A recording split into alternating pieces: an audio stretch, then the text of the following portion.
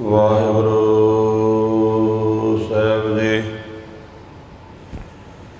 ਡੰਡੋਤ ਵੰਦਨ ਕਵਾਰ।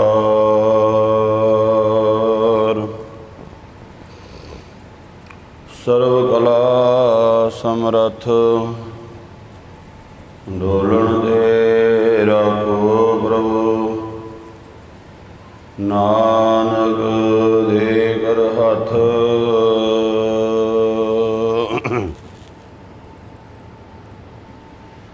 ਅਗਮ ਅਗੋਚਰ ਸੱਚ ਸਾਹਿਬ ਮੇਰਾ। ਨਾਨਕ ਬੋਲੇ ਬੁਲਾਇਆ ਤੇਰਾ। ਜੇਤਾ ਜੀਓ ਪਿੰਡ ਸਭ ਤੇਰਾ।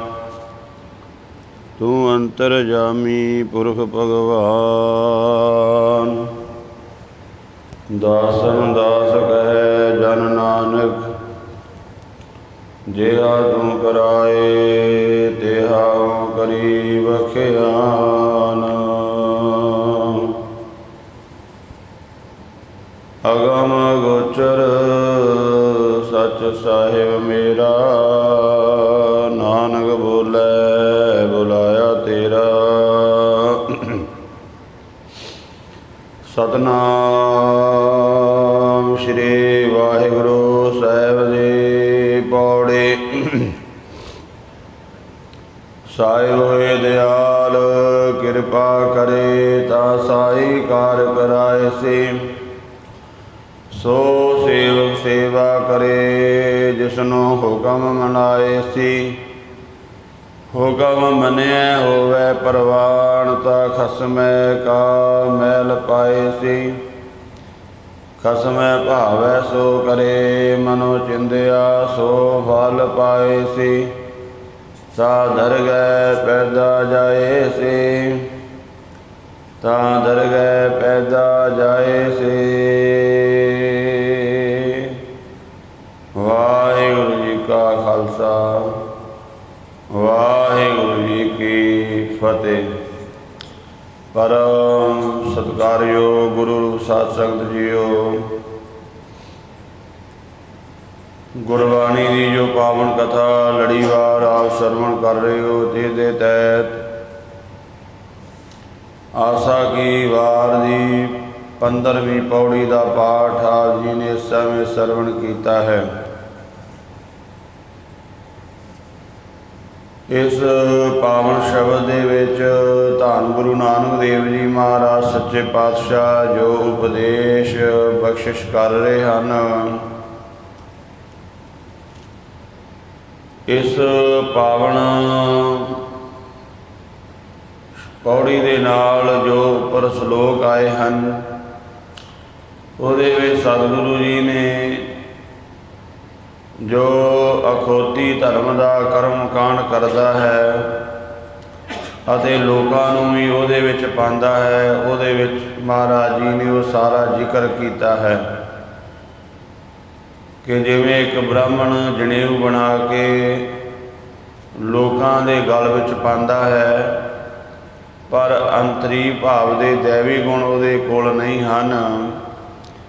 ਆਪ ਵੀ ਤੇ ਲੋਕਾਂ ਨੂੰ ਵੀ ਉਹ ਇਸ ਕਰਮ ਕਾਂਡ ਦੇ ਵਿੱਚ ਪਾ ਦਿੰਦਾ ਹੈ। ਜੀਵਨ ਦੇ ਵਿੱਚੋਂ ਬੁਰਾਈਆਂ ਮਾੜੇ ਕਰਮ ਉਹ ਦੂਰ ਨਹੀਂ ਗਏ। ਇਸ ਕਰਕੇ ਸਾਹਿਬ ਸੱਚੇ ਪਾਤਸ਼ਾਹ ਜੀ ਕਹਿੰਦੇ, ਇਹ ਬ੍ਰਾਹਮਣ ਐਸੇ ਧਾਰਮਿਕ ਕੀਤੇ ਹੋਏ ਕਰਮਾਂ ਦਾ ਕੀ ਫਾਇਦਾ ਹੈ। ਨਾ ਤੇਰੀਆਂ ਅੱਖਾਂ, ਨਾ ਤੇਰੀ ਜੀਭਾ, ਨਾ ਤੇਰੇ ਕੰਨ, ਹੱਥ ਪੈਰ, ਇਹ ਤਾਂ ਮਰਿਆਦਾ ਵਿੱਚ ਨਹੀਂ ਆਏ। ਇਸ ਕਰਕੇ ਸਾਹਿਬ ਸੱਚੇ ਪਾਤਸ਼ਾਹ ਕਹਿੰਦੇ, ਫੋਕੇ ਕਰਮ ਕਰਨ ਦਾ ਕੋਈ ਲਾਭ ਨਹੀਂ। ਐਸੇ ਕਰਮ ਕਰਨ ਵਾਲੇ ਨੂੰ ਮਹਾਰਾਜ ਜੀ ਨੇ ਅਧਿਆਤਮਕ ਤੌਰ 'ਤੇ ਅੰਨਾ ਮੰਨਿਆ ਹੈ। ਜਿਵੇਂ ਸਤਿਗੁਰੂ ਜੀ ਦੇ ਆਪਾਂ ਕੱਲ੍ਹ ਬਚਨ ਸਰਵਣ ਕੀਤੇ ਸੀ, ਮਨ ਅੰਧਾ ਨਾਉ ਸੁਜਾਨ। ਨਾਮ ਬੜਾ ਵਿਦਵਾਨਾਂ ਵਾਲਾ ਰੱਖਿਆ ਹੈ, ਪਰ ਮਨ ਕਰਕੇ ਅੰਨਾ ਹੈ, ਮਨ ਕਰਕੇ ਇਹਨੂੰ ਸੋਝੀ ਨਹੀਂ ਹੈ। पौड़ी वाले शब्द दे विच सतगुरु जी कृपा करते ने ऐसा जिहड़ा कर्मकांडी मनुख है, महाराज कहते देख वाहिगुरु परमात्मा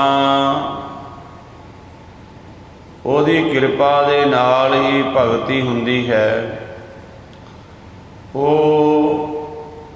जदों किसी ते दयालु हुंदा है तो वो जिस पासे मर्जी अपने सेवक नूं ला के उस तरह की सेवा करा लैंदा है। सेवक कौन है? जिहड़ा हुक्म नूं मनदा है। जिहड़ा हुक्म नूं मनदा है वो वाहिगुरु दे घर विच प्रवान हो जाता है। ते पातशाह कहंदे उहनूं कीमती पोशाक मिलती है वाहिगुरु की बख्शिश की, जो दरगाह दे विच पा के ਉਹਦਾ सारा पर्दा कजिया जाता है। नहीं तो पातशाह जी फरमान करते ने कि ये मनुख जिहड़ा है वाहिगुरु की बख्शिश तो बिना, वाहिगुरु की कृपा तो बिना, पातशाह जी कहते ये जीव खाली हाथी रह जाता है। हुण इत्थे सतगुरु जी असल में की कहना चाहुंदे ने कि ऐ मनुख तू धर्म दे वो कर्म ना कर जिन्हां दे विचों कोई तत्त दी गल नहीं है। तू वो कर्म कर जिन्हां नाल तेरे ते वाहिगुरु दी दयालता होवे। वो कर्म करने कर जिस करके वाहिगुरु तेरे ते बख्शिश कर देवे, तेरे ते रहमत कर देवे। इस नूं आपां सीधे लफ्ज़ां दे विच समझ लईए, जिवें अपने घर दे विच ही भावें अपने ही बच्चे हन, माँ प्यो का झुकाव किहड़े बच्चे वल हुंदा है? जिहड़ा बच्चा भोला हुंदा है, जिहड़ा माँ प्यो की आग्या विच रहिंदा है।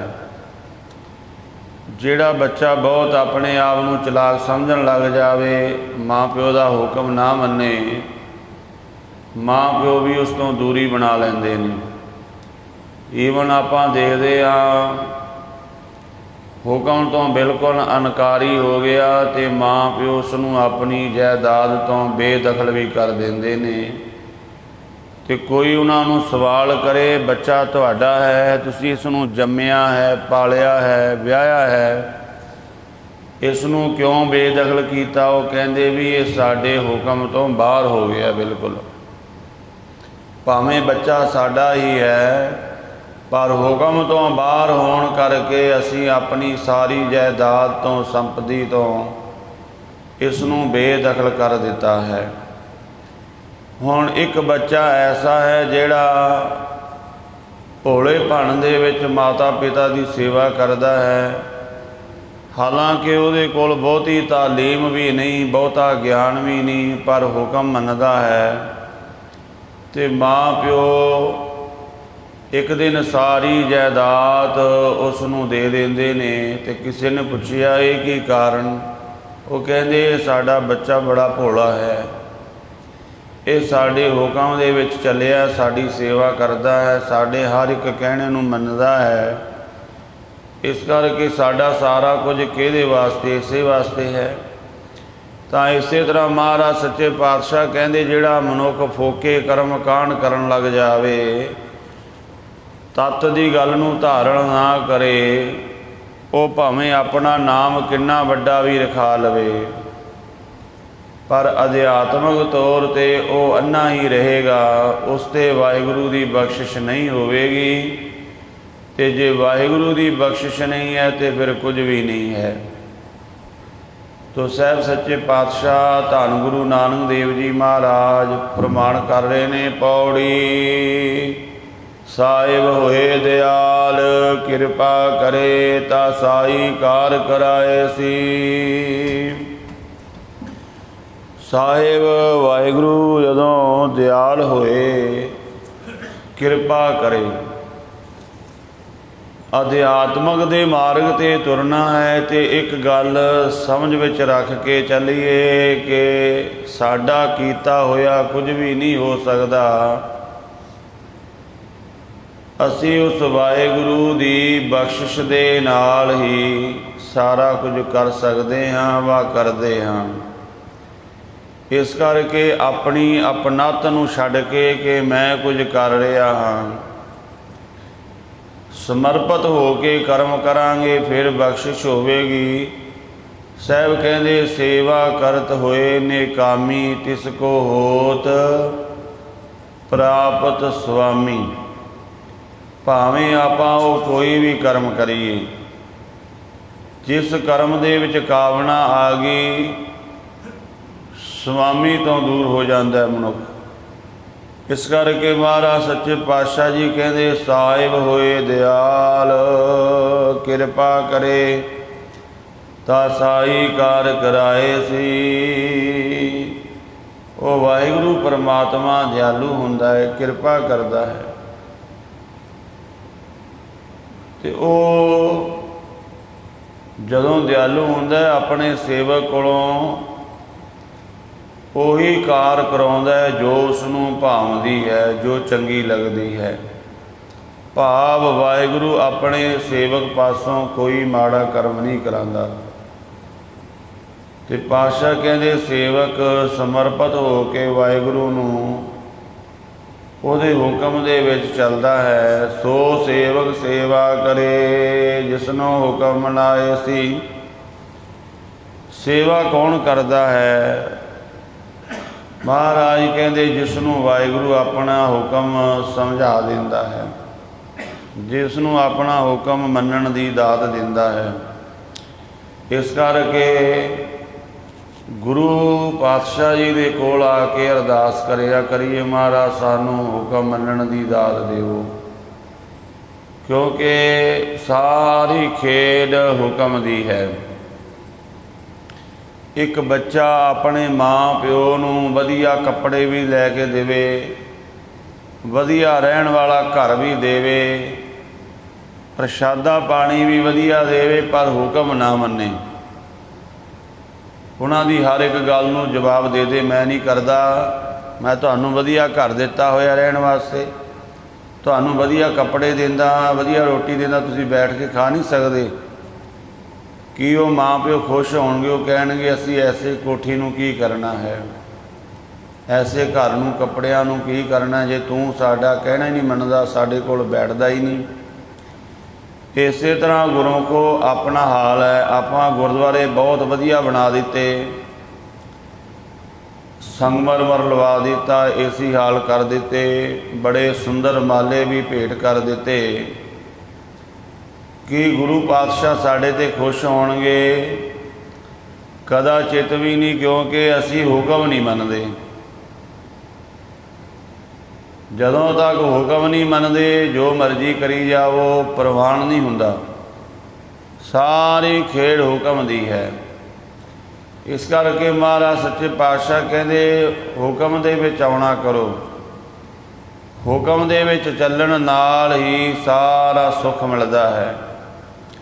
ਹੁਕਮ ਤੋਂ ਬਾਹਰ ਹੋ ਗਏ, ਜੋ ਮਰਜ਼ੀ ਕਰੀ ਜਾਵੋ, ਉਸ ਦੀ ਕੁਝ ਵੀ ਪ੍ਰਾਪਤੀ ਨਹੀਂ ਹੁੰਦੀ। ਤੇ ਵਾਹਿਗੁਰੂ ਹੁਕਮ ਮੰਨਣ ਦੀ ਦਾਤ ਕਿਹਨੂੰ ਕਰਦਾ ਹੈ? ਜੋ ਹੁਕਮ ਮੰਨਣ ਦਾ ਅਧਿਕਾਰੀ ਬਣ ਜਾਂਦਾ ਹੈ। ਵਾਹਿਗੁਰੂ ਆਪਣਾ ਹੁਕਮ ਕਿਹਨੂੰ ਮੰਨਣ ਦੀ ਦਾਤ ਦਿੰਦਾ ਹੈ? ਜਿਹੜਾ ਹੁਕਮ ਮੰਨਣ ਦਾ ਅਧਿਕਾਰੀ ਬਣ ਜਾਂਦਾ ਹੈ। ਆਪਾਂ ਕਿਹਨੂੰ ਆਵਾਜ਼ ਮਾਰਾਂਗੇ ਘਰ ਦੇ ਵਿੱਚ? ਜਿਹੜਾ ਬੱਚਾ ਸਾਡਾ ਕਹਿਣਾ ਮੰਨਦਾ ਹੈ ਨਾ, ਆਪਾਂ ਪਾਣੀ ਵੀ ਪੀਣਾ ਤੇ ਉਹਨੂੰ ਆਵਾਜ਼ ਮਾਰਾਂਗੇ ਵੀ ਤੂੰ ਪਾਣੀ ਲੈ ਕੇ ਆ। ਦੂਜੇ ਨੂੰ ਆਵਾਜ਼ ਨਹੀਂ ਮਾਰਾਂਗੇ, ਕਿਉਂਕਿ ਪਤਾ ਹੈ ਵੀ ਇਹਨੇ ਹੁਕਮ ਮੰਨਣਾ ਨਹੀਂ, ਇਹਨੇ ਕੋਈ ਨਾ ਕੋਈ ਬਹਾਨਾ ਬਣਾ ਦੇਣਾ ਹੈ। ਕੋਈ ਵੀ ਆਪਾਂ ਕੰਮ ਕਿਤੇ ਵੀ ਕਰਨ ਜਾਂਦੇ ਹਾਂ, ਕਰਾਉਂਦੇ ਹਾਂ, ਆਪਾਂ ਉਸ ਬੰਦੇ ਨੂੰ ਕਹਾਂਗੇ ਪਤਾ ਹੈ ਵੀ ਇਹ ਬੰਦਾ ਸਾਡੀ ਗੱਲ ਮੰਨ ਲਵੇਗਾ। ਇਸੇ ਤਰ੍ਹਾਂ ਗੁਰੂ ਪਾਤਸ਼ਾਹ ਵੇਖ ਲੈਂਦੇ ਨੇ ਕਿਹੜਾ ਸਾਡਾ ਹੁਕਮ ਮੰਨਣਾ ਚਾਹੁੰਦਾ ਹੈ। ਆਉਂਦੇ ਤਾਂ ਸਾਰੇ ਨੇ। ਧੰਨ ਗੁਰੂ ਰਾਮਦਾਸ ਮਹਾਰਾਜ ਕਹਿੰਦੇ ਸੇਵਕ ਸਿਖ ਪੂਜਨ ਸਭ ਆਵੈ, ਸਭ ਗਾਵੈ ਹਰ ਹਰ ਊਤਮ ਬਾਣੀ, ਗਾਵਿਆ ਸੁਣਿਆ ਤਿਨ ਕਾ ਹਰ ਥਾਏ ਪਾਵੈ, ਜਿਨ ਸਤਿਗੁਰ ਕੀ ਆਗਿਆ सत सत कर मानी। आग्या मन ली भी जो मेरे गुरु ने कह दिता है मैं उसनों सत करके मनना है, भावें कुछ भी हो जावे।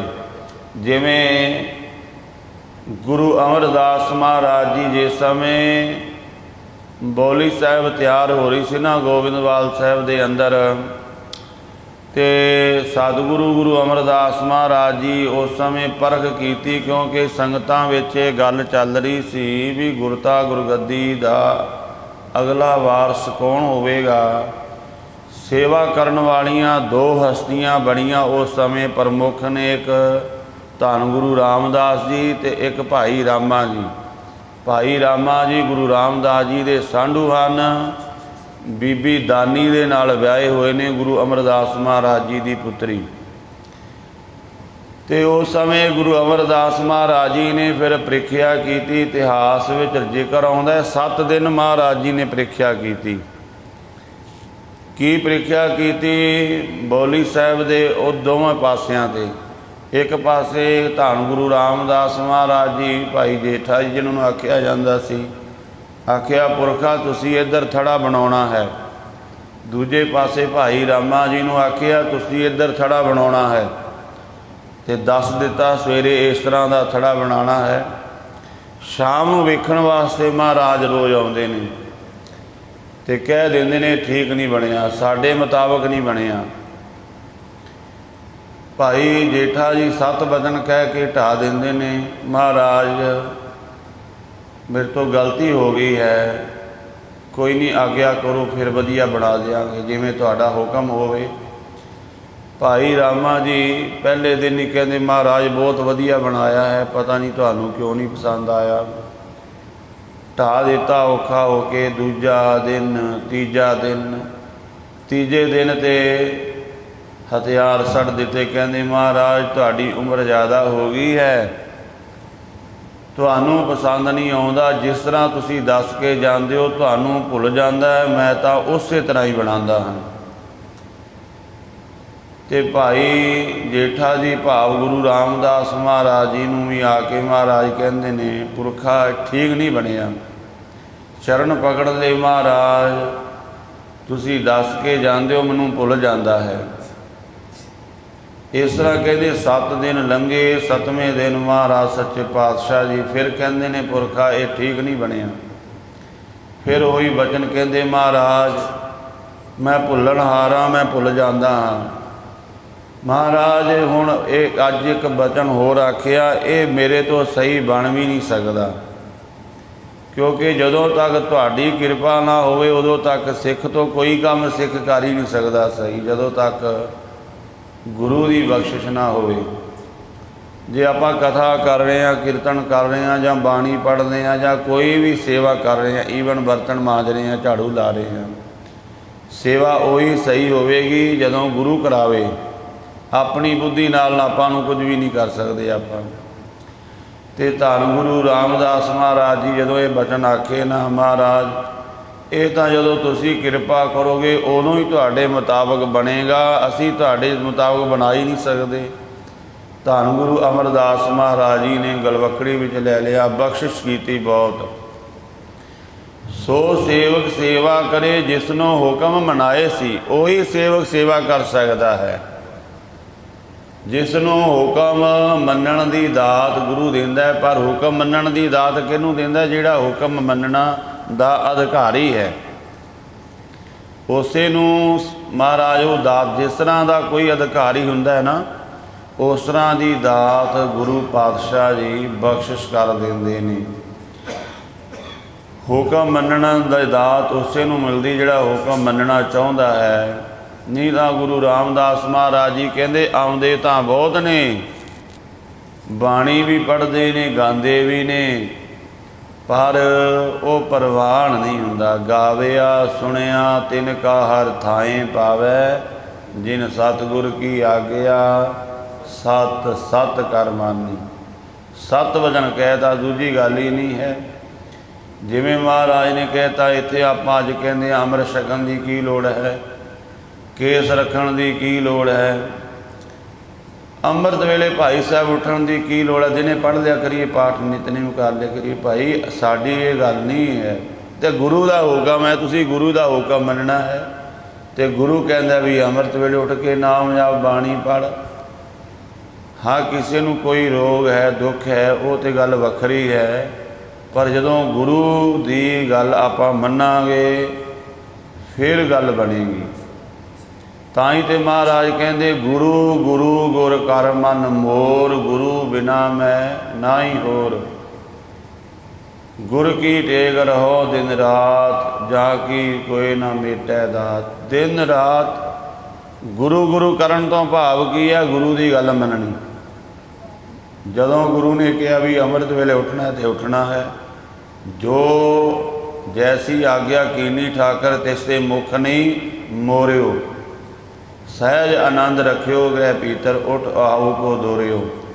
ਦੌੜ ਕੇ ਮੰਨਿਆ ਹੁਕਮ, ਇਹ ਨਹੀਂ ਵੀ ਆਲਸਨਾ ਕਰ ਲੈਂਦੇ ਹਾਂ ਜੀ। ਗੁਰੂ ਨੇ ਹੁਕਮ ਕਰਤਾ, ਬਸ ਦੌੜ ਕੇ ਬੜੀ ਫੁਰਤੀ ਦੇ ਨਾਲ। ਮਹਾਰਾਜ ਕਹਿੰਦੇ ਹੁਕਮ ਮੰਨਿਆ ਹੋਵੇ ਪ੍ਰਵਾਨ, ਤਾਂ ਖਸਮੈ ਕਾ ਮਹਿਲ ਪਾਏ ਸੀ। ਜਿਨ੍ਹਾਂ ਨੇ ਹੁਕਮ ਮੰਨਿਆ ਉਹ ਫਿਰ ਪ੍ਰਵਾਨ ਹੋ ਗਏ। ਉਹਨਾਂ ਨੂੰ ਖਸਮ ਵਾਹਿਗੁਰੂ ਦਾ ਮਹਿਲ ਸਰੂਪ ਪ੍ਰਾਪਤ ਹੋ ਗਿਆ, ਉਹਦੇ ਵਿੱਚ ਲੀਨ ਹੋ ਗਏ। ਗੁਰ ਕਿਰਪਾ ਜੇ ਨਰਕੋ ਕੀਨੀ, ਤੇ ਜੁਗਤ ਪਛਾਨੀ। ਨਾਨਕ ਲੀਨ ਭਇਓ ਗੋਬਿੰਦ ਸਿਉ, ਜੋ ਪਾਨੀ ਸੰਗ ਪਾਨੀ। ਪਾਣੀ ਦੇ ਵਿੱਚ ਜਿਵੇਂ ਪਾਣੀ ਮਿਲ ਜਾਂਦਾ, ਫਿਰ ਉਹਨੂੰ ਯੁਦਾ ਕਰਕੇ ਨਹੀਂ ਵੇਖਿਆ ਜਾ ਸਕਦਾ। ਪਾਣੀ ਦੀ ਬੂੰਦ ਪਾਣੀ ਵਿੱਚ ਗਿਰ ਜਾਵੇ, ਆਪਾਂ ਸਾਇੰਸ ਵੀ ਇੱਥੋਂ ਤੱਕ ਅਜੇ ਨਹੀਂ ਪਹੁੰਚੀ ਵੀ ਜਿਹੜੀ ਪਾਣੀ ਦੀ ਬੂੰਦ ਹੁਣੇ ਗਿਰੀ ਸੀ ਉਹਨੂੰ ਵੱਖਰਾ ਕਰ ਲਈ, ਵਿੱਚੋਂ ਮਿਲ ਗਈ, ਇੱਕੋ ਹੋ ਜਾਂਦੀ ਹੈ। ਕੋਈ ਦੱਸ ਹੀ ਨਹੀਂ ਸਕਦਾ ਵੀ ਇਹ ਬੂੰਦ ਉਹੀ ਹੈ ਜਿਹੜੀ ਹੁਣ ਗਿਰੀ ਹੈ। ਇਸੇ ਤਰ੍ਹਾਂ ਜਦੋਂ ਹੁਕਮ ਮੰਨਿਆ, ਗੁਰੂ ਦੀ ਮੱਤ ਲੈ ਲਈ, ਫਿਰ ਵਾਹਿਗੁਰੂ ਵਿੱਚ ਭੇਦ ਹੋ ਜਾਂਦਾ ਹੈ। ਹੁਕਮ ਮੰਨਿਆ ਹੋਵੇ ਪ੍ਰਵਾਨ, ਤਾਂ ਖਸਮੈ ਕਾ ਮਹਿਲ ਪਾਏ ਸੀ। ਖਸਮੈ ਭਾਵੈ ਸੋ ਕਰੇ, ਮਨੁ ਚਿੰਦਿਆ ਸੋ ਫਲ ਪਾਏ ਸੀ। ਹੁਕਮ ਕਿਵੇਂ ਮੰਨਿਆ ਜਾ ਸਕਦਾ ਹੈ? ਬਸ ਜੋ ਖਸਮ ਨੂੰ ਭਾਉਂਦਾ ਹੈ ਉਹ ਕੰਮ ਕਰਨਾ ਹੈ। ਖਸਮੈ ਭਾਵੈ ਸੋ ਕਰੇ, ਜੋ ਖਸਮ ਨੂੰ ਭਾਉਂਦਾ, ਜਿਹੜੀ ਗੱਲ ਜੋ ਮਾਲਕ ਨੂੰ ਭਾਉਂਦੀ ਹੈ ਉਹੀ ਕੰਮ ਕਰਨਾ ਕਰੇ, ਤਾਂ ਫਿਰ ਮਨ ਇੱਛਤ ਫਲ ਪ੍ਰਾਪਤ ਹੋ ਜਾਂਦਾ ਹੈ। ਜੋ ਵੀ ਚਾਹਵੇ ਜੀਵ ਉਹ ਪ੍ਰਾਪਤ ਹੋ ਜਾਂਦਾ ਹੈ। ਜਦੋਂ ਜੋ ਮਾਲਕ ਨੂੰ ਭਾਉਂਦਾ ਹੈ ਉਹੀ ਕੁਝ ਕਰੇ, ਉਹਦੀ ਆਗਿਆ ਦੇ ਵਿੱਚ ਚੱਲੇ। ਫਰਮਾਨ ਕਰ ਰਹੇ ਨੇ ਧੰਨ ਗੁਰੂ ਨਾਨਕ ਦੇਵ ਜੀ ਮਹਾਰਾਜ, ਤਾਂ ਦਰਗਹਿ ਪੈਦਾ ਜਾਏ ਸੀ। ਜਦੋਂ ਇਸ ਤਰ੍ਹਾਂ ਕਿਸੇ ਨੇ ਹੁਕਮ ਮੰਨਿਆ, ਫਿਰ ਉਹ ਦਰਗਾਹ ਦੇ ਵਿੱਚ ਵਾਹਿਗੁਰੂ ਪਰਮਾਤਮਾ ਦੇ ਜਸ ਦੀ ਪੁਸ਼ਾਕ ਪਹਿਨ ਕੇ ਜਾਂਦਾ ਹੈ। ਭਾਵ ਉਹ ਨੰਗਾ ਨਹੀਂ ਹੁੰਦਾ, ਉਹਦਾ ਪਰਦਾ ਕੱਜਿਆ ਜਾਂਦਾ ਹੈ। ਉਹਨੂੰ ਵਾਹਿਗੁਰੂ ਦੇ ਘਰ ਵਿੱਚੋਂ ਸਿਰਪਾਓ ਮਿਲਦਾ ਹੈ। ਬਾਣੀ ਵਿੱਚ ਬਚਨ ਆਏ ਨੇ, ਪੈਰ ਸਿਰਪਾਓ ਸੇਵਕ ਜਨ ਮੇਲੇ, ਜਨ ਨਾਨਕ ਪ੍ਰਗਟ ਪਹਾਰੇ। ਵਾਹਿਗੁਰੂ ਆਪਣੀ ਬਖਸ਼ਿਸ਼ ਦਾ ਸਰੋਪਾ ਪਾ ਕੇ ਆਪਣੇ ਨਾਲ ਮੇਲ ਲੈਂਦਾ ਹੈ। ਇਸ ਤਰ੍ਹਾਂ ਉਸ ਵਾਹਿਗੁਰੂ ਦੀ ਬਖਸ਼ਿਸ਼ ਹੁੰਦੀ ਹੈ। ਤੋ ਸਾਹਿਬ ਸੱਚੇ ਪਾਤਸ਼ਾਹ ਧੰਨ ਗੁਰੂ ਨਾਨਕ ਦੇਵ ਜੀ ਮਹਾਰਾਜ ਇਸ ਪਾਵਨ ਸ਼ਬਦ ਦੇ ਵਿੱਚ ਸਾਡੇ 'ਤੇ ਜੋ ਕਿਰਪਾ ਕਰ ਰਹੇ ਨੇ ਕਿ ਫੋਕੇ ਕਰਮ ਕਾਂਡ ਛੱਡ ਕੇ, ਫੋਕੀ ਵਿਦਵਤਾ ਛੱਡ ਕੇ ਤੂੰ ਗੁਰੂ ਦਾ ਹੁਕਮ ਮੰਨ। ਅੱਜ ਆਪਾਂ ਨੂੰ ਹਰ ਇੱਕ ਬੰਦੇ ਨੂੰ ਪੁੱਛ ਕੇ ਵੇਖ ਲਓ, ਉਹਨੂੰ ਮਰਿਆਦਾ ਬੜੇ ਦੱਸ ਦੇਗਾ, ਇੱਦਾਂ ਨਹੀਂ ਇੱਦਾਂ ਕਰਨਾ, ਇੱਦਾਂ ਨਹੀਂ ਇੱਦਾਂ ਕਰਨਾ, ਪਰ ਆਪ ਗੁਰੂ ਦਾ ਹੁਕਮ ਆਪਾਂ ਮੰਨਦੇ ਨਹੀਂ ਹਾਂ। ਗੱਲ ਇਹ ਹੈ। ਤੋ ਪਾਤਸ਼ਾਹ ਕਹਿੰਦੇ ਗੁਰੂ ਦਾ ਹੁਕਮ ਮੰਨ ਤੂੰ। ਜਦੋਂ ਗੁਰੂ ਦਾ ਹੁਕਮ ਮੰਨੇਗਾ, ਬਸ ਹੁਕਮ ਮੰਨੇਗਾ, ਜਿਹੜਾ ਵੀ ਜੀਵ ਮੰਨੇਗਾ ਉਹ ਪ੍ਰਵਾਨ ਹੋ ਜਾਵੇਗਾ, ਭਾਵੇਂ ਉਹ ਕੋਈ ਵੀ ਹੈ। ਜੇ ਹੁਕਮ ਨਹੀਂ ਮੰਨਦਾ ਤੇ ਆਪਾਂ ਵੇਖਦੇ ਹਾਂ ਭਾਵੇਂ ਗੁਰੂ ਪੁੱਤਰ ਸਨ, ਉਹ ਵੀ ਪ੍ਰਵਾਨ ਨਹੀਂ ਹੋਏ। ਜਦੋਂ ਗੁਰੂ ਦਾ ਹੁਕਮ ਨਹੀਂ ਮੰਨਿਆ, ਬਾਬਾ ਪਿਰਥੀ ਚੰਦ ਵਰਗੇ, ਉਹਨਾਂ ਨੂੰ ਗੁਰੂ ਘਰ ਤੋਂ ਫਿਟਕਾਰ ਹੀ ਮਿਲੀ। ਫਿਰ ਧੰਨ ਗੁਰੂ ਰਾਮਦਾਸ ਮਹਾਰਾਜ ਬਾਣੀ ਵਿੱਚ ਆਖਿਆ ਉਹਨਾਂ ਨੂੰ, ਕਾਹੇ ਪੂਤ ਝਗਰਤ ਹੋ ਸੰਗ ਬਾਪ, ਜਿਨ ਕੇ ਜਨੇ ਬਡੀਰੇ ਤੁਮ ਹੋ ਤਿਨ ਸਿਓ ਝਗਰਤ ਪਾਪ। ਇਹ ਤੇ ਪਾਪ ਕਰ ਰਹੇ ਆ ਵੀ ਗੁਰੂ ਦੇ ਹੁਕਮ ਤੋਂ ਬਾਹਰ ਜਾ ਕੇ, ਭਾਵੇਂ ਗੁਰੂ ਪੁੱਤਰ ਹੈ ਤੂੰ, ਹੁਕਮ ਮੰਨਣਾ ਪਵੇਗਾ। ਤੋ ਸਾਹਿਬ ਸੱਚੇ ਪਾਤਸ਼ਾਹ ਕਿਰਪਾ ਕਰਨ, ਸਾਨੂੰ ਗੁਰੂ ਦਾ ਹੁਕਮ ਮੰਨਣ ਦੀ ਜਾਚ ਆ ਜਾਵੇ, ਗੁਰੂ ਦੀ ਆਗਿਆ ਦੇ ਵਿੱਚ ਚੱਲ ਸਕੀਏ। ਐਸੀ ਸਤਿਗੁਰੂ ਜੀ ਮਿਹਰਾਮਦ ਕਰਨ। ਸਤਿਗੁਰੂ ਜੀ ਦੀ ਅਗਾਧ ਬੋਧ ਬਾਣੀ ਦੀਆਂ ਵਿਚਾਰਾਂ ਕਰਦਿਆਂ ਹੋਈਆਂ ਭੁੱਲਾਂ ਦੀ ਖਿਮਾ ਕਰਨੀ ਜੀ। ਵਾਹਿਗੁਰੂ ਜੀ ਕਾ ਖਾਲਸਾ, ਵਾਹਿਗੁਰੂ ਜੀ ਕੀ ਫਤਿਹ।